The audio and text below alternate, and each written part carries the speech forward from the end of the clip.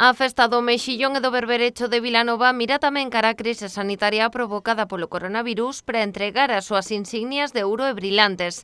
Este ano o Concello concede este distintivo a dous veciños, Ricardo Pérez, responsable de Protección Civil, e José Luis Maquieira, xefe da Policía Local.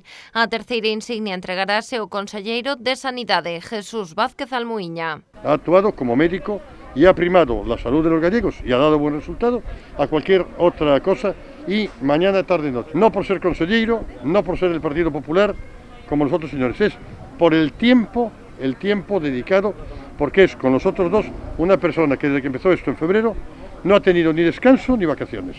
A entrega dos distintivos celebrarase o domingo a 1 do mediodía. Iso si, o acto será no interior do Concello para evitar aglomeracións de persoas. Mantenemos todo menos el pregón.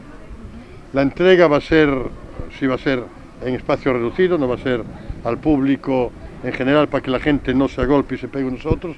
No veíamos la forma de apartar la gente en la calle porque no puedes poner aquí delante sillas, entonces lo vamos a hacer en el ayuntamiento en un entorno reducido. Este acto será o broche de ouro da festa do Mexillón e do Berberecho que arrincou hoxe en Vilanova, unha edición especial que se decidiu adaptar ás novas circunstancias derivadas do coronavirus. En lugar da carpa no Xardín Umbrío, a degustación farase nos locais da vila. Todo lo que sea cerrado y gente sentada, nos negamos, no queremos eso. Entonces, ¿qué le hemos pedido? Le pedimos a la hostelería un modelo que aquí es muy popular, que es el modelo San Mauro. El modelo San Mauro es que sabéis que en San Mauro en todos los bares se sirven callos.